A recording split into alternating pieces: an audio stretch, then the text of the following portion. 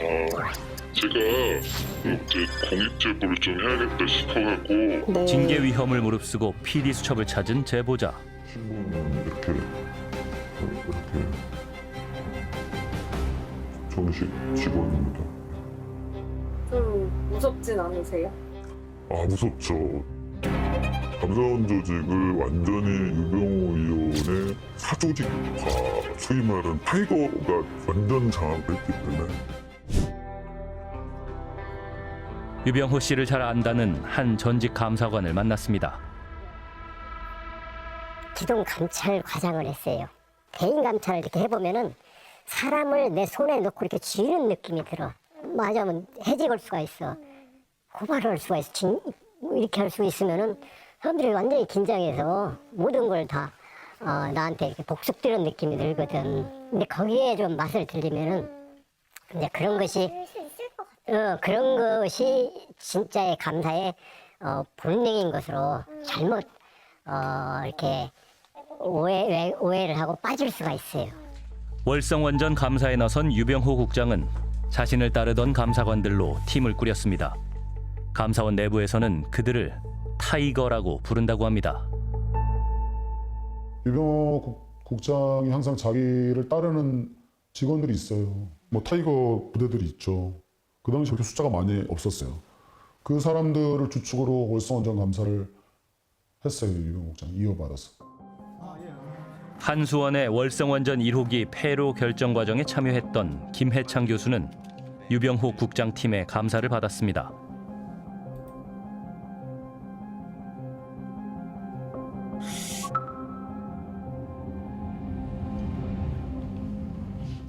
김해창 교수는 당시 감사를 받던 상황을 비망록에 꼼꼼히 기록했습니다. 감사를 받으며 정신적인 충격을 받았기 때문이라고 합니다. 월성 1호기 관련 조사를 받는데 거의 취조 수준의 무례한 조사였다. 평수로 치면 한 4-4평 될까요? 자그마한 방이었어요. 그런데 황량하기 짝이 없는 거예요. 일종의 딱 그 취조실 같은 느낌이 딱 들었어요. 감사관들은 시작부터 강도 높은 조사를 했다고 합니다. 당신들 상임 경영진에게 농락당했다.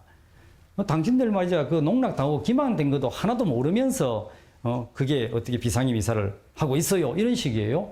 그래서 제가 그게 무슨 소리냐. 우리 비상임은 주어진 자료를 바탕으로 자율적으로 종합적으로 판단한 건데 그걸 농락 기만당했다는 표현을 쓴다는 것은 의도성이 너무 있는 것이 아니냐. 당시 한수원은 안전성 우려와 지역 여론, 경제성 등 다양한 사항을 고려해 폐로를 결정했습니다. 그런데 감사관들은 유독 경제성 분석을 문제 삼았습니다. 그리고 경제성 분석도 폐로 비용이나 사용 후 해결료 처리비 같은 거 거의 계산이 안 된 상황이었고 아주 형식적으로 했기 때문에 장기적으로 보면 이게 문제가 많다고 저는 생각하기 때문에 폐로를 해야 된다 하니까 조사관이 교수님 말 많으시네. 여기가 어딘지 아세요? 여기 학교 아니에요. 그리고 똑바로 앉으세요. 자세 좀 바로 하세요. 이러는 거예요. 다른 감사관들이 드나들며 감사 방해죄로 고발하겠다고 위협하기도 했습니다. 이 사람 오늘 내려보내고 다음날 다른 날 다시 또 오라고 그래. 소환조사해. 약간 그렇게 고압적으로 그 사람도 이야기하고. 그러면서 참 찔기네. 참 찔기네. 오늘 안에 조사 못 되겠네. 이 감사방해에 해당되는구만. 이러면서 마치 진짜 제가 적어놓은 게 50 시대에 보안대 고문하는 사람 옆에서 바람잡이하는 식의 발언을 했어요. 범죄 수사에 가까웠다는 월성원전 1호기 감사. 감사는 좀 맺고 끊는 게 있어야 되는데 근데 이분의 스타일이 이제 불도저, 저인망쇼 싹싹 쓰고 거의 나올 때까지 파는 스타일이어서 꼭 검찰이 그런 식으로 하지 않습니까? 이렇게 딱 하다가 별거 나오면 이렇게 나올 때까지 하고 이래서 욕을 많이 먹었잖아요. 감사를 그런 식으로 하지 않냐. 유병호 국장의 평소 감사 방식과 무관치 않다고 합니다. 당시 유병호 국장이 직원들을 교육시키기 위해 만들었다는 공감 노트. 감사를 사냥에 비유했습니다. 맹호처럼 정 안 되면 들깨처럼 고래나 호랑이나 사자를 사냥하는 게 진짜 감사라고 주장했습니다. 이제 유병호 총장 시절에 그 감사 그 어떤 성과를 뭐 고래급, 뭐 상어급, 뭐 피대 고등어, 뭐 새우 이런 식으로 분류를 해서 고래에 나가야지 승진한다. 막 이랬는데 무협 영화 신용문객전에서 주방장이 칼로 썰듯이 감사하라고 교육했습니다.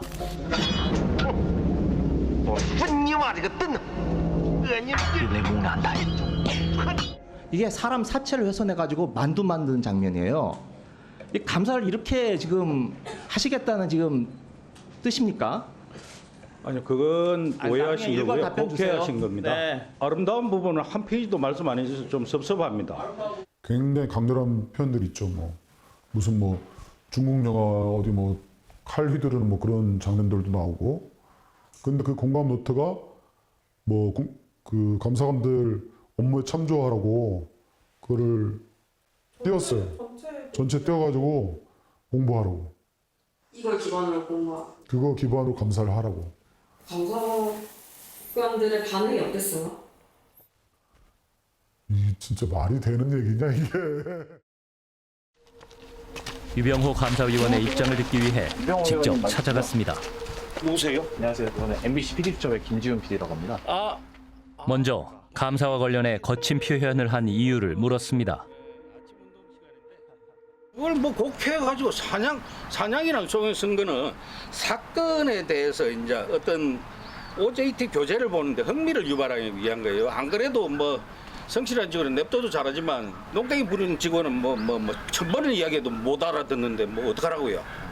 월성원전 관련해서 그러니까. 제가 조사받으신 분을 만났는데 그분께서는 너무 대답이 정해진 답변을 요구하는 질문들이 계속 그거는 이어졌고 보고서하고 감사 결과 보고서하고 그다음 문답서 다 읽어보세요. 그거는 지극히 적법 절차를 거쳐 했고 그 다음에 그분은 그렇게 이해하는 건 제가 어떻게 할 수가 없고요. 그분은 그렇게 이해하는 건 그분의 권리예요.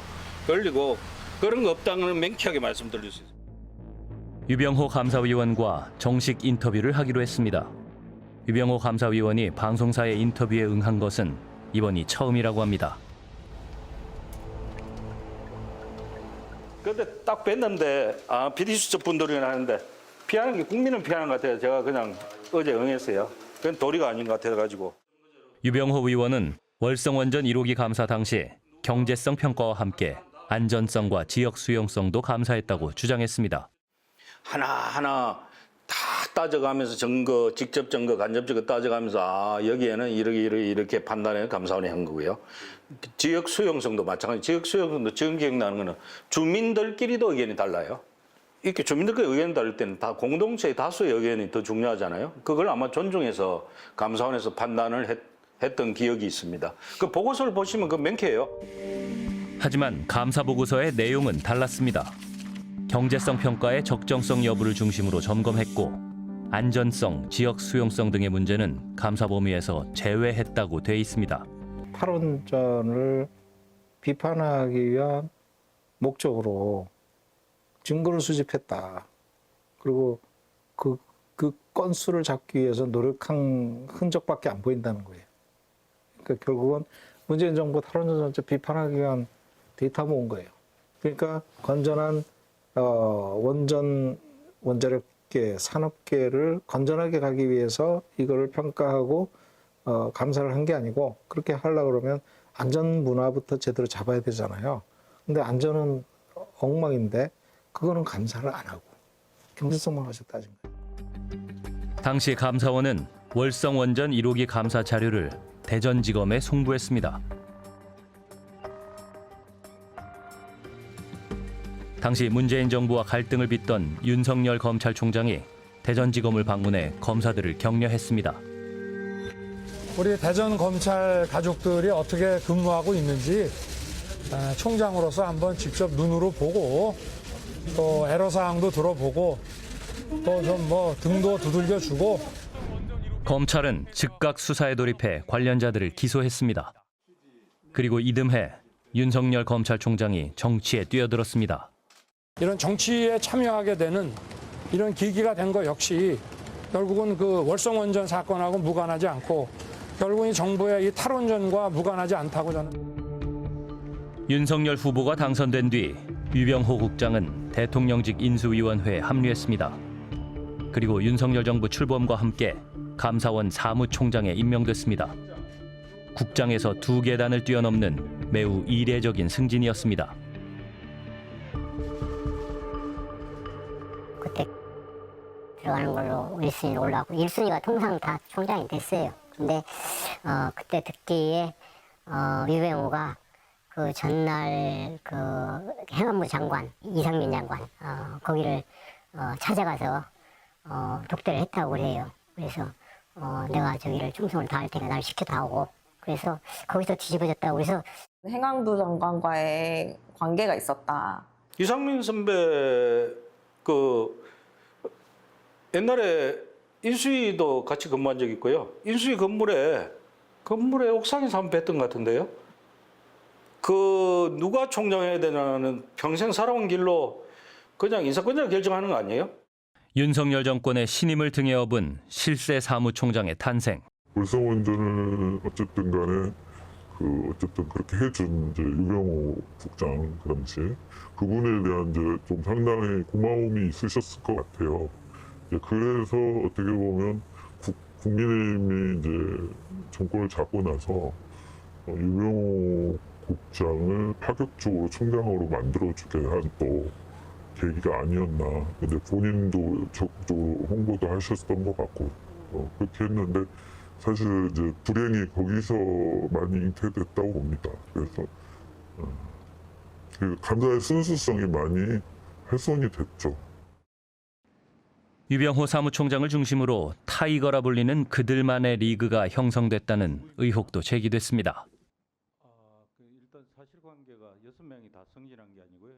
산업금융감사국장, 특별조사국, 공공기관 감사국 이런데 요소요소에 이렇게 요소요소에 지금 전방위적으로 위치하고 있고 그 승진 관련해서 우수 승진 제도로 바꿨죠.